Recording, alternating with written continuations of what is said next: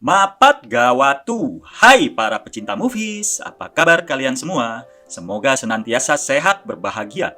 Menemani sore indah kalian, alur cerita film kali ini akan mengangkat sebuah film produksi Hong Kong tahun 2020 yang berjudul One Second Champion.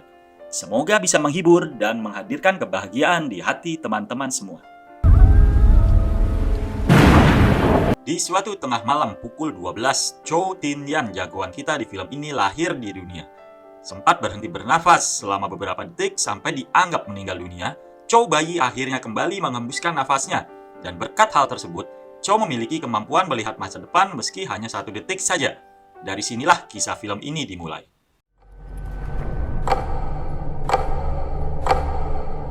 BB 同媽媽都冇咗呼吸。第3個號碼係17號，大好。第1個號碼係14號。 Ayahnya Chow yang seorang penjudi kambuhan mengetahui dan memanfaatkan kemampuan Chow yang bisa melihat masa depan 1 detik lebih cepat itu untuk berjudi.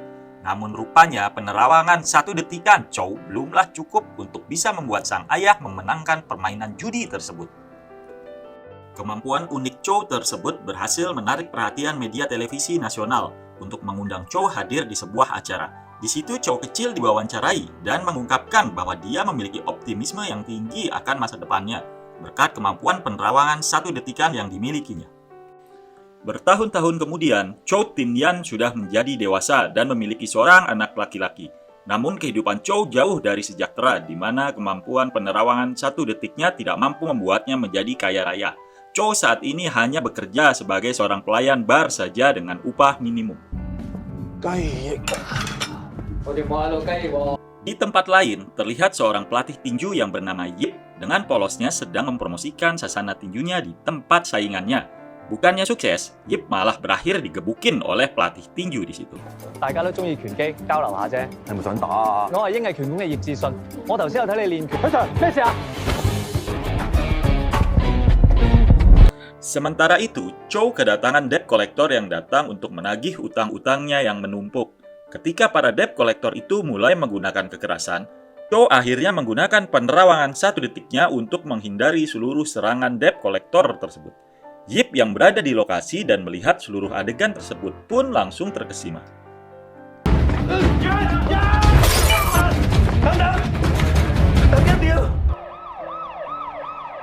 Akibat kericuhan tersebut, Chow pun ditahan polisi. Namun Yip dan pemilik bar memberikan kesaksian bahwa Chow tidak bersalah, sehingga Chow pun dibebaskan. 發生咩事啊？有咧追打金毛嗰位先生，但係打極都打佢唔中喎。重點就係唔好話俾我老婆知。 Setelahnya, Yip mengajak Chow untuk berlatih di sasana tinju miliknya. Namun saat itu Chow menolak. Mendapat jawaban demikian, Yip memberikan kartu nama kepada Chow agar bisa menghubunginya jika suatu hari nanti Chow berubah pikiran. Chow dipecat oleh bosnya akibat kerusakan yang ditimbulkan karena kericuhan dengan debt collector sebelumnya. Sang pemilik bar yang marah mengusir Chow dari bar miliknya, dan Chow kehilangan pekerjaannya. 拉㗎啦！你樣樣都淨係識避，俾次機會啊！ Terdesak keadaan, akhirnya Chow mendatangi Yip dan bersedia untuk dilatih dengan meminta uang samu sekedarnya. 葉生啊，係，我唔使打㗎係嘛？咁呢度係頭1個禮拜啊，我哋即刻開始啦。咁快？ Di lain tempat, kita akan diperkenalkan kepada Joe, seorang petinju juara bertahan muda tampan dan berprestasi yang dikenal juga memiliki pukulan yang mematikan, yang sudah beberapa kali menewaskan lawan tandingnya di atas ring sehingga dia mendapatkan julukan The Killing Machine atau sang mesin pembunuh. Meski demikian, Joe adalah petinju sportif yang sangat menghormati lawan-lawannya.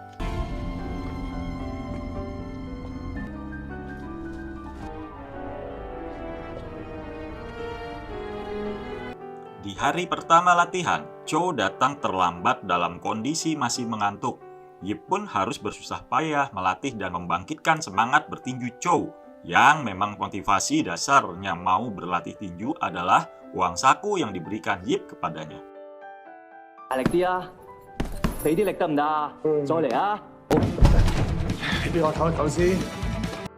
Suatu hari, dalam sebuah pertandingan tinju, terlihat Yip bertanding melawan petinju dari sasana tinju lain, di mana dalam pertandingan tersebut, Yip terpaksa harus kalah karena penyakit asma yang dideritanya kambuh di tengah pertandingan.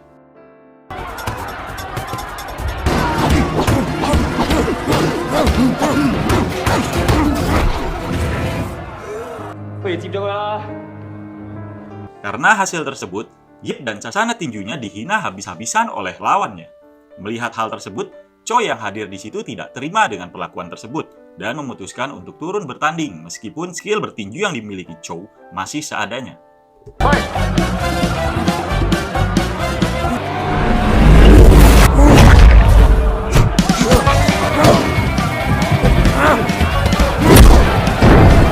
Menghadapi seorang petinju sungguhan, Cho hanya modal nekat dan penerawangan 1 detiknya dalam bertinju kali ini. Setelah berkali-kali berhasil menghindar, pada akhirnya Cho terkena pukulan lawannya dan terjatuh.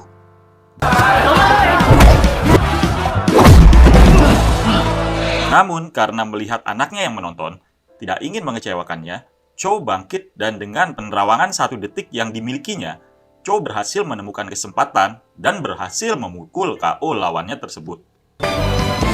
Oke.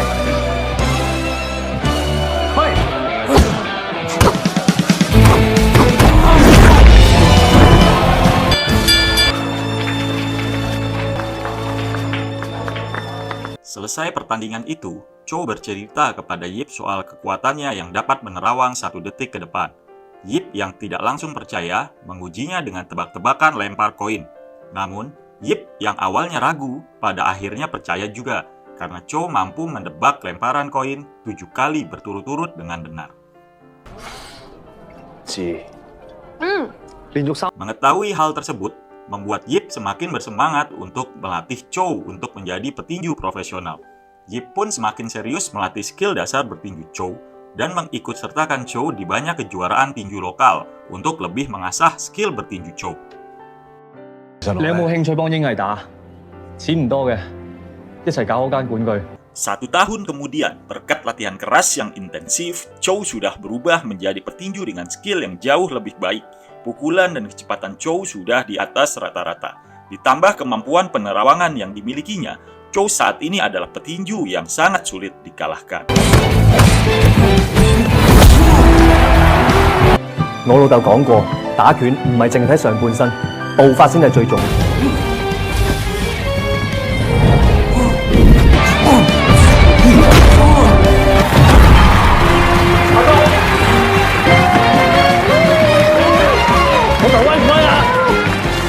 Berkat kemenangan demi kemenangan yang diraihnya, Cho mulai terlepas dari jerat kemiskinan dan bisa membayar seluruh utang-utangnya.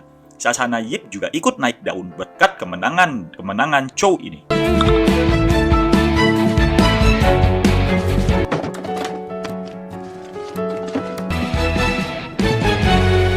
Pada akhirnya, Cho dipertandingkan melawan juara lokal setempat yang bernama Sung. Di pertandingan itu, Sung terlihat kewalahan untuk bisa mendaratkan pukulannya pada Cho yang selalu dapat bergerak lincah menghindari pukulan. Sampai pada akhirnya, Sung berniat curang dengan membenturkan kepalanya pada Cho. Namun, berkat ilmu penerawangannya, Cho pun mengetahui niat jahat tersebut dan mampu mengantisipasinya. Cho dengan segera memukul KO Sung. Dengan rekor 100% kemenangan di 30 pertandingannya, Cho dan Yip pelatihnya diundang ke sebuah acara televisi yang membahas kemampuan penerawangan 1 detik yang dimiliki Cho, sebagaimana dulu juga pernah menjadi berita televisi saat Cho masih kecil. Di situ juga turut hadir seorang dokter ahli yang memberikan penjelasan bahwa terdapat perbedaan gelombang frekuensi yang dipancarkan otak milik Cho dibandingkan dengan otak manusia normal lainnya. Pada kesempatan lain, Sung yang masih tidak terima atas kekalahannya dari Cho menggugat komisi tinju setempat atas kondisi Cho sebagai petinju dengan penerawangan khusus yang menurut Sung menjadi tidak adil jika Cho masih diberikan izin untuk bertanding. 呢個係人哋點樣睇我哋個會公唔公平嘅問題。我只不過用天生嘅能力去打拳啫。點樣去制定我哋拳手嘅出賽資格？ Namun nasib baik masih menaungi Chow, di mana seorang promotor besar menemuinya dan menyampaikan rencana pertandingan besar dengan uang bayaran melimpah yang akan mempertandingkan Chow melawan Joe, sang mesin pembunuh. 其實我上到台都係反應快啲啫。真正嘅拳手唔會揾咩劍力或者咩超能力。 Mendapati berita pertandingan akbar ini dengan hati penuh iri dengki, Sung mendatangi Chow yang saat itu sedang bersama anaknya.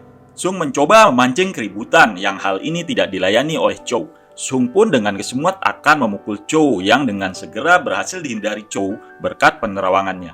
Namun sialnya, Chow dan anaknya harus tersungkur hilang keseimbangan dan membuat Chow akhirnya tertabrak mobil yang melintas. Hal tersebut membuat Chow harus dilarikan ke rumah sakit. Dokter yang merawat Chow mengatakan bahwa akibat benturan keras pada kepala Chow, saat ini kondisi otak Chow sudah sama dengan orang normal, yang berarti Chow sudah kehilangan kemampuan penerawangan 1 detiknya. Namun hal tersebut justru memacu Chow untuk berlatih lebih giat demi menghadapi pertandingan besarnya nanti.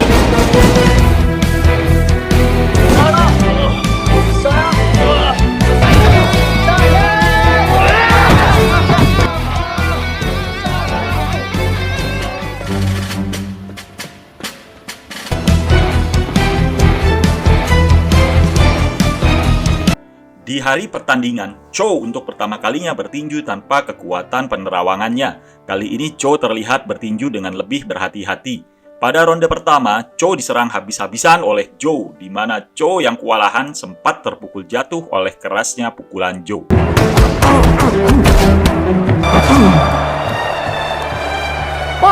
天陽係因為交通事嘅關係，佢有機會已經冇呢個能力㗎啦。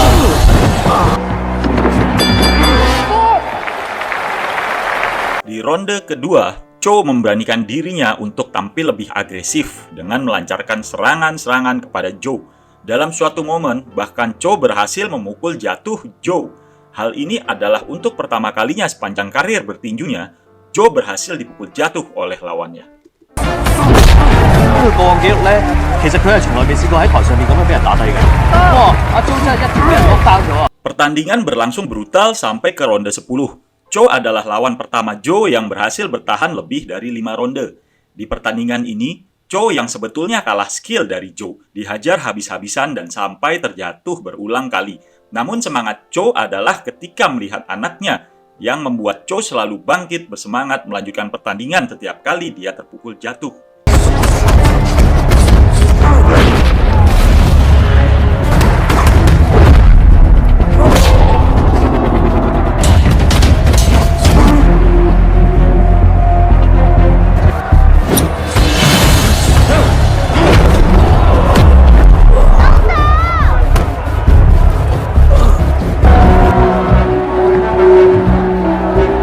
Di detik-detik akhir pertandingan, Chow terlihat sudah di batas akhir kemampuannya menahan gempuran serangan Joe.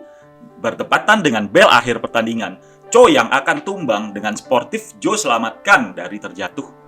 Pertandingan pun berakhir mengharukan dan penonton pun bersorak.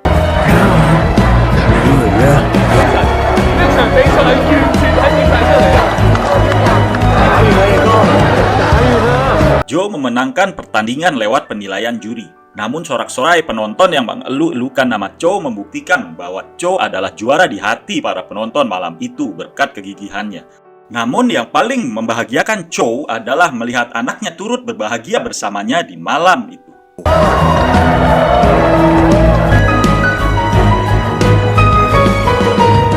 大家好，我叫周天人。我出世嘅時，1秒可以改變好多嘢。 Beberapa bagian di film ini cukup mengingatkan saya pada film terakhir Rocky Balboa atau Rocky 6, di mana kegigihan Chow dalam bertanding dan bangkit berkali-kali setiap terpukul jatuh sepertinya terinspirasi oleh kegigihan Rocky Balboa. Pesan dari kedua film ini adalah sama, yaitu tugas kita dalam hidup ini bukanlah untuk tidak pernah terpukul jatuh, namun untuk pantang menyerah dan selalu bangkit setiap kali kita terpukul jatuh oleh kehidupan. Salam, sampai bertemu lagi di alur cerita film di Hi Movie selanjutnya.